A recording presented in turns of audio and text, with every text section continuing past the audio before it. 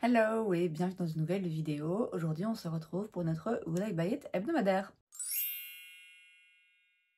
Comme chaque semaine donc je me rends sur différents comptes Instagram pour aller checker les dernières nouveautés, sorties, annonces en termes de make-up, skincare, beauté de manière générale et je vous donne mon avis. Alors on ne s'est pas vu la semaine dernière, il s'en est fallu de peu pour qu'on se voit pas cette semaine non plus parce que j'ai eu un week-end chargé. Je vous filme ça, nous sommes lundi, il est midi et demi, donc je dois un petit peu me dépêcher. Ça veut donc dire qu'on a 2 semaines de nouveautés, de lancements à décortiquer ensemble. Et comme je vous l'ai dit, là il faut un peu que je me presse, donc je vais essayer de, pour une fois, je vais essayer d'aller un petit peu vite. On va commencer avec Trendmood et on a une nouvelle collection chez Yves Saint Laurent, c'est la Collector Collection. Alors on a une petite palette de fard à paupières pour 60 $ et des Ink Vinyl Cream Lip Gloss. Donc ce sont des Vinyl Cream, j'imagine que c'est un rouge à lèvres liquide mais un peu brillant, je suppose, je sais pas exactement, pour 44 $, 50 pièces, c'est plus cher que ce que j'avais en tête. Alors le packaging est très joli, ça me fait énormément penser à ma housse de couette, c'est vraiment le même genre de motif, un peu marbré comme dans les tons rosés. Voilà, packaging très joli. J'imagine que c'est une collection en édition limitée. Je pense que, je ne suis pas sûre, mais j'imagine que ce sont des teintes en fait qui existent déjà. Et c'est simplement le packaging ici qui est différent et donc en édition limitée. Voilà, pour les collectionneurs j'entends, mais je suis pas une collectionneuse en tout cas. Pas de ça, pas de packaging spéciaux, donc voilà, moi ça va pas m'intéresser, mais comme toujours, hein, les produits Saint Laurent me font de l'œil, pas ceux-là, ceci dit. Ensuite chez MAC, on a le Viva Glam Lip Gloss Air, c'est donc un gloss à lèvres qui est pas collant, c'est en collaboration avec Kim Petras, qui est une, je sais pas comment ça se prononce, c'est une chanteuse. Ça coûte 26 $, c'est pas un lancement qui m'intéresse, c'est pas une couleur qui m'intéresse. C'est pas une chanteuse qui m'intéresse, que je connais ou ou qui m'intéresse particulièrement. Donc voilà, il n'y a rien là qui me parle. J'aime beaucoup les produits à lèvres de chez MAC. Ça se voit, enfin là vous voyez rien, mais ils sont tous là derrière. J'ai pas encore testé, je pense, les Lip Gloss Air comme ça, leur nouvelle formulation de gloss là, non collant. Bon, je serais curieuse de la tester, mais pas cette couleur là. Ensuite chez Polite Society, on a le Highlight Society Powder Gloss Highlighter. Ça coûte 34 $, on a 4 teintes. Alors ça fait quand même furieusement penser aux highlighters de chez Rare Beauty. Alors bon, j'entends bien qu'à un moment donné, on va pas réinventer l'eau chaude, c'est l'expression, je sais plus, 1000 fois non plus. Un highlighter, enfin voilà, il peut forcément vite ressembler à notre highlighter. Il n'y a pas 1000 façons de faire des packaging d'highlighter non plus. Mais disons que là, la combinaison de, moi si je vois bien, en tout cas j'ai l'impression que c'est un highlighter cuit. C'est ça en tout cas que ça me donne l'impression d'être. Un petit peu avec un pan un petit peu bombé comme ça. Le packaging rond, un petit peu cute, un petit peu compact. Avec ouais, en plastique mat dans ce genre de teinte. Enfin voilà, ça ressemble vraiment fort je trouve aux highlighters de chez Rare Beauty. Après, c'est pas pour autant qu'on peut parler de dupe, parce qu'un dupe, c'est pas un produit qui ressemble en termes de packaging, c'est un produit qui donne les mêmes effets, et ça, j'en sais rien. Et en plus, ce qui est important, je trouve, intéressant, je trouve, dans les dupes, personnellement, c'est de trouver un équivalent moins cher d'un produit qui, normalement, coûte une fortune. Or là, il coûte 34 $, c'est le même prix, c'est pas plus cher que celui de chez Rare Beauty, donc voilà. Attendons, avant de crier au dupe, attendons de voir déjà ce que ça donne. Moi, en ce qui me concerne, ça ne m'intéresse pas du tout, parce que je suis pas du tout intéressée par cette marque. C'est la nouvelle marque enfin nouvelle, ça fait un moment maintenant que c'est sorti, du fondateur de Too Faced, qui est un personnage vraiment que je trouve assez exécrable. Donc franchement, j'ai pas envie de tester sa nouvelle marque. Et puis ouais, là franchement le packaging, les gars, voilà, c'est compliqué de faire hyper original, mais là ça crie vraiment copie quoi. Donc ouais, par principe, encore une fois, de toute façon, je suis pas intéressée. Ensuite, chez Isamaya Beauty, on a de nouvelles palettes de fard à paupières. Chacune contient 14 fards. Il n'y a pas d'infos sur le prix. C'est difficile à dire. Il y a quand même des fards mat dans la palette. Après, j'ai pas l'impression qu'il y en ait beaucoup non plus. C'est pas du tout... bon, déjà, la forme du packaging... Alors...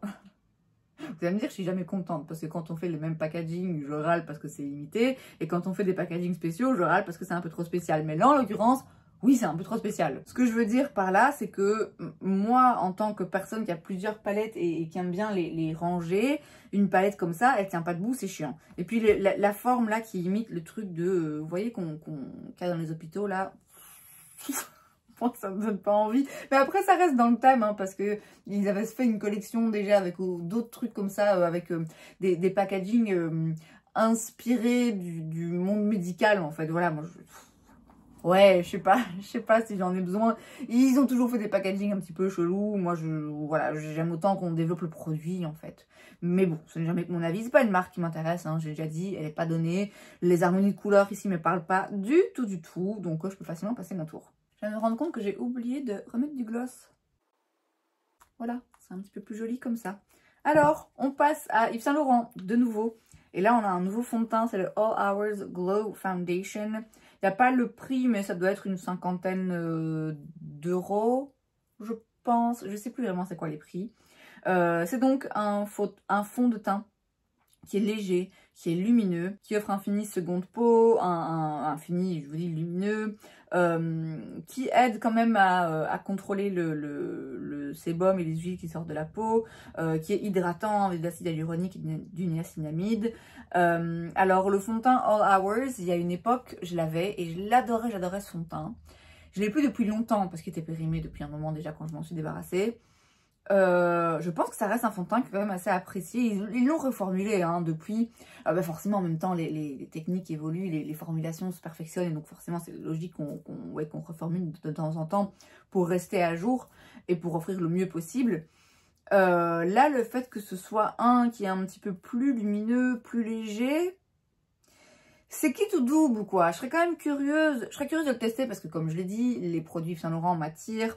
J'étais très contente du All Hours classique et c'est vrai que aujourd'hui je serais plus tentée de tester celui-là que de me reprendre le All Hours parce que j'ai la peau un petit peu plus sèche, donc c'est vrai que je suis un peu curieuse, mais le côté glow en fait ça peut vite aller trop loin. Donc c'est de toute façon, vu le prix, pas un fond de teint que je vais acheter à l'aveugle. Clairement, je vais attendre de voir ce que d'autres en disent et en pensent par rapport aux différents types de peau, par rapport aux résultats, par rapport à comment il vieillit, etc. C'est intéressant et en tout cas, c'est dans la trend et dans la mode de ce qui se fait en ce moment, ce genre de fond de teint, ce genre de fini. Donc c'est cohérent, c'est logique qu'ils en sortent un. J'attends de voir. Je peux pas dire, oh mon dieu, j'ai tellement envie, mais pourquoi pas, on verra. Ensuite, chez Glossier, on a une nouvelle ligne pour le corps. Alors, je ne sais pas s'ils avaient déjà des produits avant et que là, ils étendent la gamme ou ils l'ont rechangé, je ne sais pas. Alors là, si je vois bien, en fait, ils avaient déjà un déodorant. Enfin bref, il y a donc maintenant une gamme pour le corps chez Glossier. Alors, on a une fragrance pour les cheveux et le corps pour 35 $. On a une huile lavante pour le corps pour 28 $. Une barre, un savon exfoliant mais en solide quoi, pour 18 $. Bref, je vais pas tout lister. En gros, oui, c'est entre 20 et 35 $. Je peux pas dire que ça m'intéresse particulièrement. Glossier, c'est quand même une marque qui me donne envie pour certains produits. J'y ai pas accès malheureusement, pas facilement en tout cas, pas sans prise de frais de douane, etc. Si un jour je me retrouvais de nouveau en contact direct avec les produits de la marque et que je pouvais en acheter certains, j'irais pas dans la ligne pour le corps. Franchement, je m'en fous un peu. J'ai déjà ce qu'il me faut, donc je peux passer mon tour. Ensuite, chez NYX, on a les Fat Cheeks Dewy Liquid Blush. C'est donc un blush liquide avec un fini lumineux, enfin dewy, qui se construit et qui est hydratant et qui coûte 10 $. Alors, écoutez, est-ce que je dois vraiment dire quelque chose ou est-ce que vous le savez déjà? Bon, quand j'entends Dewy Liquid Blush, oui, a priori je suis curieuse. Quand en plus je vois que c'est 10 $, bon, ben allez, je perds quoi à essayer? Bon, 10 €, c'est pas beaucoup. Enfin, pas beaucoup, tout est relatif, mais voilà, j'accepte de prendre le risque, disons. Alors, toutes les couleurs sont très vives, hein. Il n'y a pas de nude là-dedans, il n'y a pas de teinte un petit peu... En même temps, on est en été, hein, il n'y a pas de teinte un petit peu plus nude ou un petit peu plus foncée ou plus riche. Ou c'est vraiment des teintes hyper flash, vraiment parfaites pour la saison. Donc oui, forcément, ça m'intéresse un peu. Ouais, je suis curieuse. Je suis forcément curieuse. Maintenant, je vais bien voir. Hein. De toute façon, j'aurai pas accès aux produits tout de suite en magasin chez moi parce que ça met toujours un petit peu de temps à arriver. Donc, avant que je puisse moi-même acheter le produit, j'en aurai vu des revues et je vais attendre de voir ce que les revues en disent. Parce que si c'est pourri, alors c'est pourri. Et franchement, je tente même pas. Mais ouais, je suis quand même curieuse. Il y a des couleurs là qui ont l'air vraiment très fun, très sympa pour l'été. Donc ouais, je suis un peu... J'ai un peu hâte de le tester si effectivement il s'avère que c'est intéressant pour moi de le tester. Ensuite chez Beauty Creations, on a le Flawless Stay Liquid Matte Foundation pour 14 $. C'est donc un fond de teint fini mat.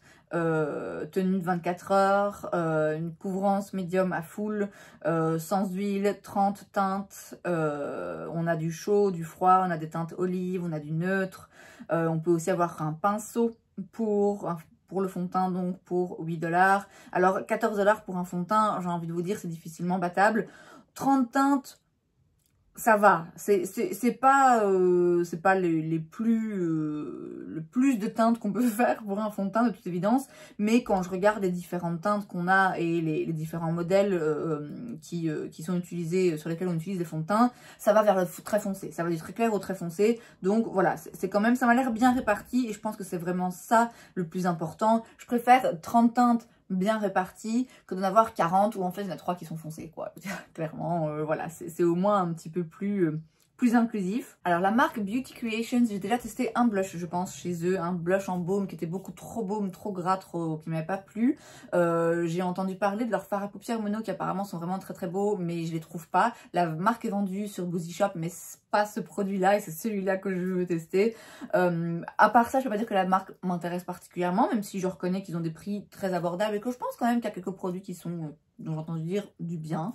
Ce fond de teint là, ce produit là, il ne m'intéresse pas. Un fond de teint mat comme ça, hyper longue tenue, c'est pas ce que je recherche en ce moment. Après, ça peut encore changer. Et clairement, si j'entends dire des trucs absolument dingues et que je le trouve sur Boozy Shop, ben voilà, pourquoi pas. Mais de toute façon, pas l'été. Je pense que c'est pas le genre de fini que j'ai envie de porter dans les mois là qui vont arriver. Donc, je passe mon tour pour le moment. Mais j'applaudis la variété des teintes. Ensuite, chez Charlotte Tilbury, on a des blush sticks. Alors, oh là là, ça va être compliqué, ça va être compliqué. Alors, on a 6 teintes. Alors, ce sont des sticks un peu lumineux. Ils disent que il se construit et donc on peut avoir un fini. Les teintes là sont intenses, mais je pense qu'on peut avoir quelque chose d'assez transparent et d'assez discret sur la peau. De nouveau, pas vraiment de teinte neutre ici, mais on a du foncé quand même. Alors... Les teintes, je peux pas dire qu'il y en ait une qui me saute particulièrement aux yeux. Enfin, à la limite, celle qui est un petit peu orangée, mais elle m'a l'air un petit peu trop orangée peut-être à mon goût. Mais je suis forcément un peu curieuse. C'est un blush, les gars. C'est un blush en stick, c'est chez la Charlotte Tilbury. Bah oui, de base, je suis curieuse. Alors, je vois pas le prix. On le devine quand même, voilà, assez élevé. Maintenant, c'est vrai que les sticks, c'est pas mes formulations forcément préférées, d'habitude en tout cas, donc je pense que là comme ça, le blush liquide de chez NYX m'intéresse plus, aussi parce que ça coûte 4 fois moins cher sans doute que chez Charlotte Tilbury. C'est vrai que ça commence à faire beaucoup de blush, mais en même temps, c'est toujours tendance et ça me donne toujours envie, et ouais, un blush stick Charlotte Tilbury, pourquoi pas? Pourquoi pas, j'attends de voir hein, de nouveau de toute façon des revues. Après ouais, je vous dis les couleurs là ont l'air de m'intéresser un petit peu moins. Mais voilà, c'est un blush donc forcément j'ai quand même un petit peu les yeux qui pétillent quoi. Ensuite chez Anastasia Beverly Hills, on a The Magic Touch Cream Blush and Lip Trio. C'est un trio de blush crémeux. C'est par pitié, arrêtez-vous quoi, arrêtez parce que moi je sais pas résister et mon tiroir déborde. Donc un trio de blush. Alors là quand même c'est intéressant, et en même temps est-ce que je vais utiliser ce genre de produit? Alors ça coûte 38 $. C'est donc, je l'ai dit, un trio, il y a 3 teintes à l'intérieur, on a 3 trios de teintes. Alors le Berry Rose, il m'intéresse pas, il est trop foncé pour moi. Après, on a le Peach. Là, il y a des teintes Ouh, il y a des teintes très jolies. Il y a un pêche mais un petit peu plus neutre. Il y a un pêche mais qui... Wow, c'est exactement le genre de pêche que j'aime bien quand même un petit peu vers le rosé. Et il y a une teinte... ouais, plus limite un petit peu mauve comme ça. Ouais, très très très joli. Ensuite, on a le pink. Là, c'est un petit peu plus froid. C'est moins le genre de teinte que je porte en général, mais c'est quand même très joli. Et franchement, quitte à mettre un blush rosé un petit peu froid, ouais, cette teinte-là, je les trouve vraiment très, très, très belle. Alors, l'intérêt pour moi de ce genre de produit est aussi ce qui m'arrête. L'intérêt, c'est que il y a 3 teintes.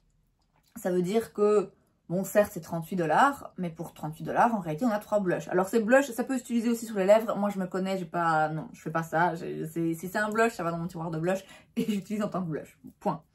Mais quoi qu'il arrive, même si, comme moi, on l'utilise uniquement en blush, du coup, on en a 3, finalement, pour le prix d'un. Au-delà du fait qu'on en ait 3 pour le prix d'un, j'ai envie de vous dire qu'on en a en réalité un nombre infini, puisque, vu le packaging, on peut prendre une petite spatule comme ceci, on en prélève un peu dans 2 ou 3 des teintes, et on le mélange sur une petite palette, et on arrive à une couleur un petit peu custom, finalement. Donc ça c'est vachement intéressant. Mais en même temps, si je veux être réaliste et réfléchir à la façon dont je me maquille, je me vois pas au quotidien faire mon petit mélange. Alors vous allez me dire, il me reste quand même toujours 3 blushs. Mais le fait que ce soit 3 espèces de triangles comme ça dans le packaging rond, ça va pas forcément être facile à prélever avec un pinceau. Ou alors il va falloir un pinceau un peu plus petit, plus précis. Ou alors, comme j'ai dit, on en prélève un peu, on met sur une petite plaque ou sur le doigt de sa main, et là, après, on y va avec le pinceau. Mais, vous voyez, ouais, c'est la taille et le format du packaging et le fait que, du coup, j'ai un petit triangle dans lequel je ne vais pas savoir rentrer mon pinceau sans aller prendre d'autres teintes. Ça me refroidit un peu, en fait. Ça me fait me dire que c'est hyper joli, ça donne hyper envie. Les couleurs sont vraiment magnifiques. Mais concrètement... Comment je vais utiliser ça? Est-ce que ça va pas m'embêter, en fait, finalement, ce genre de produit? Moi, quitte à avoir un blush crème dans un pan, j'aime autant avoir le pan, vous voyez. Là, ça va être un peu le chipotage. Donc, je suis vraiment... Je sais pas. Franchement, je sais pas. Quand j'ai vu ce produit, je me suis dit, oh purée, j'ai envie d'en prendre 2. Mais, ouais, à bien y réfléchir, en fait, l'aspect pratique. En fait, ça a l'air hyper pratique. Et puis, quand on y réfléchit, en fait, peut-être pas. Donc... je sais pas. Je me tâte. Je pense que de toute façon, voilà, je vais attendre de voir aussi ce que les gens en disent. Si on entend des revues absolument dingues et qu'on dit, waouh, la formulation est vraiment géniale, ça me donnera forcément quand même plus envie, même si je me dirais, oui, niveau pratique, je sais pas, c'est l'idéal. Après, voilà, est-ce que j'ai besoin de 3 nouveaux blushs du coup, hein? Est-ce que c'est 3 en 1? Je sais pas non plus. Mais enfin, c'est très joli. Ensuite, chez Colourpop, on a un nouveau produit. C'est le Hydro Pop Glossy Lip Stain. C'est donc une encre à lèvres à base d'eau, donc qui est hydratante. Et qui a un fini du coup un petit peu glossy, qui coûte 9 $. On raisonne les prix de Colourpop. On a pas mal de teintes, notamment des nudes. Et c'est vrai que bien souvent dans les encres à lèvres, il y a un peu moins de nudes. Donc c'est très bien.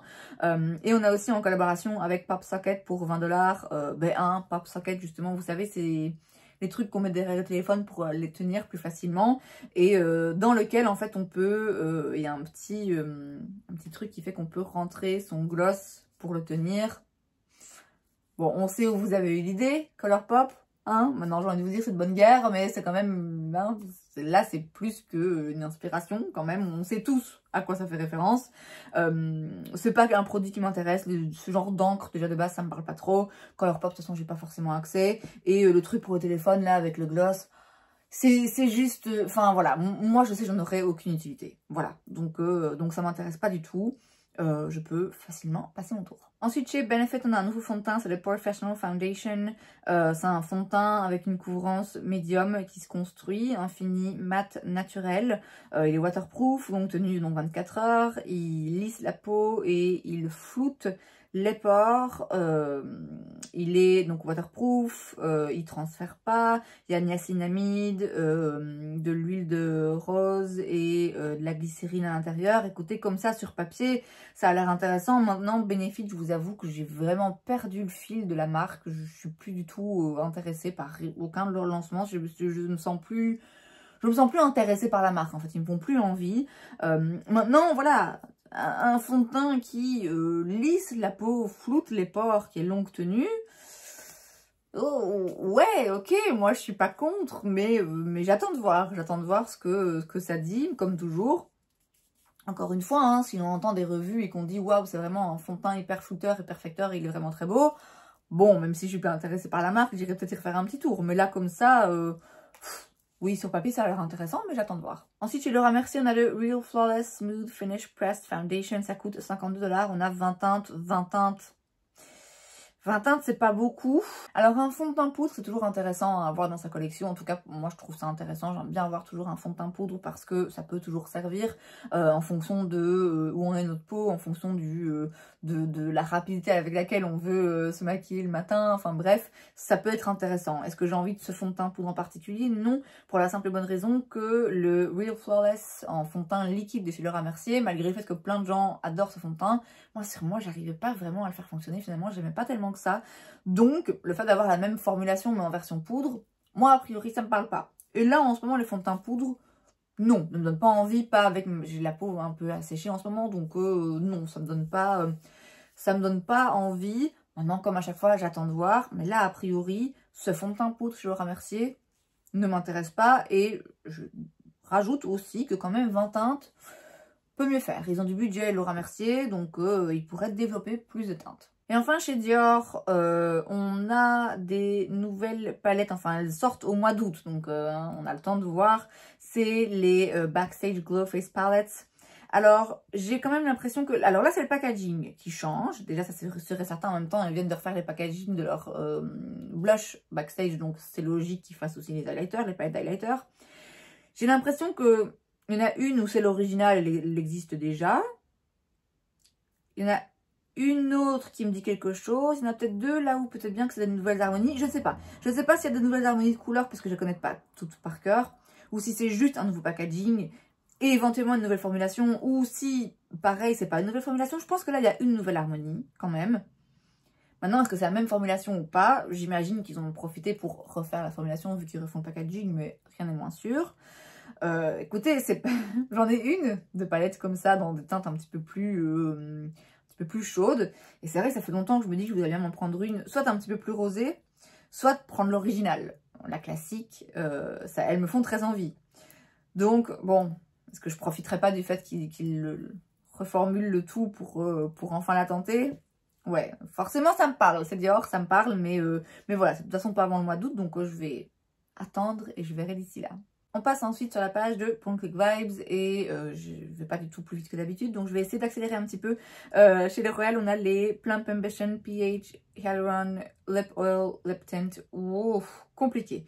Ça coûte 13,99 $. C'est donc leur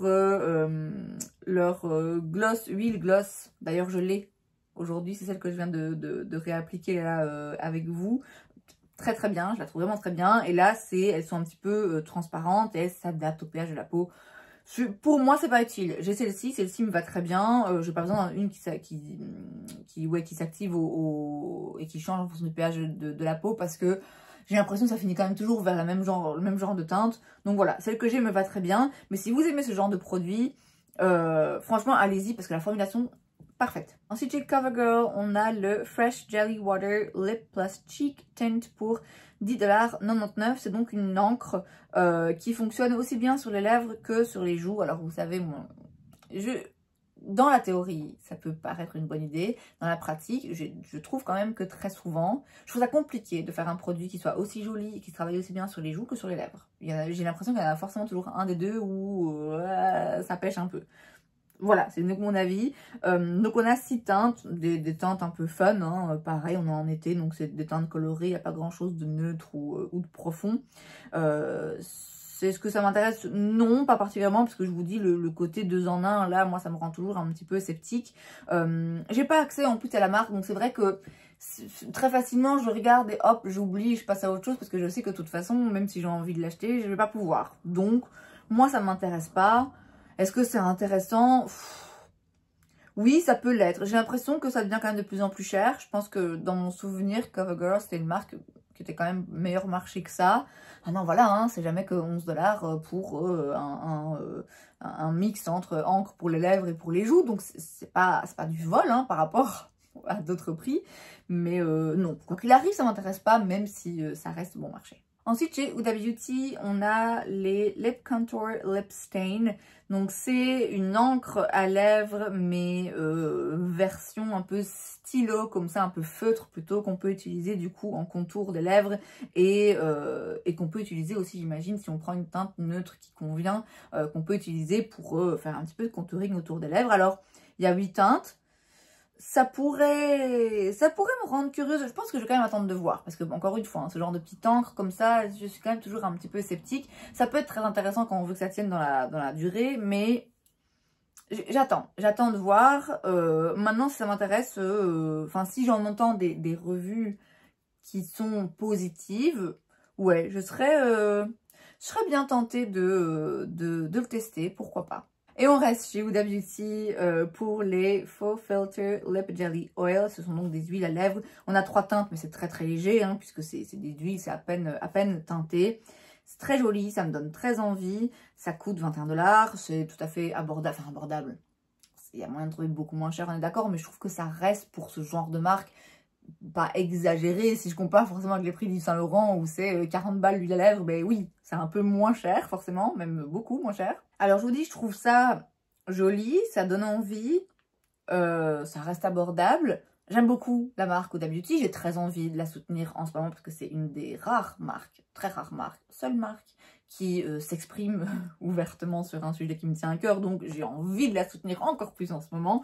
Ce qui me fait hésiter un petit peu, c'est que malheureusement leur Faux Filter Lip Gloss, je crois que c'est des gloss, je sais plus comment il s'appelait, j'en avais acheté un et j'étais pas fan, d'ailleurs je l'ai retiré de ma collection parce que il était épais, il faisait des fils, il n'était pas joli finalement sur moi, malheureusement. En tout cas, après, au début, oui, mais après un quart d'heure, déjà, ça commençait à plus bien se passer.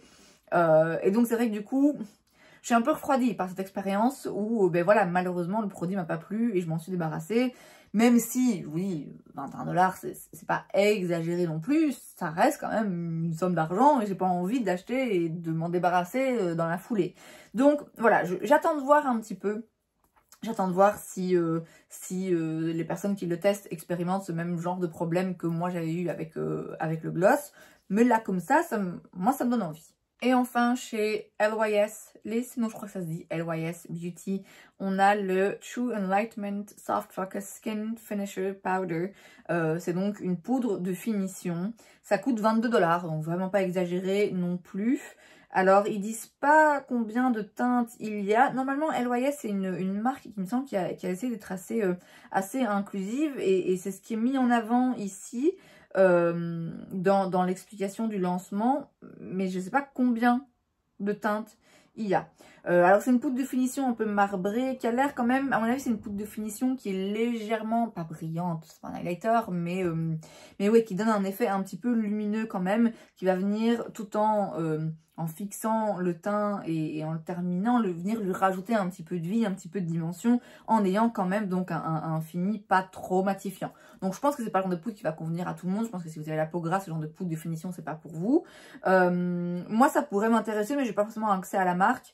Et en réalité, en poudre de finition, moi j'ai celle de chez Hourglass que j'aime beaucoup. J'aurais toujours plus tendance à aller vers celle-là ou même à la limite la poudre de Charlotte Tilbury qui est une poudre... certes qui fait tenir le make-up, mais surtout d'après moi qui le finit. Donc ouais, j'ai pas besoin de poudre de finition parce que j'ai déjà d'après moi le meilleur que moi en tout cas j'ai trouvé sur le marché. Donc là comme ça m'intéresse pas. Et c'est donc tout pour cette vidéo, j'espère que ça vous a plu. Si c'est le cas, n'hésitez pas à laisser un like. Vous pouvez aussi vous abonner à ma chaîne parce que c'est gratuit, donc pourquoi pas. Et moi je vous vois la prochaine fois. Bye.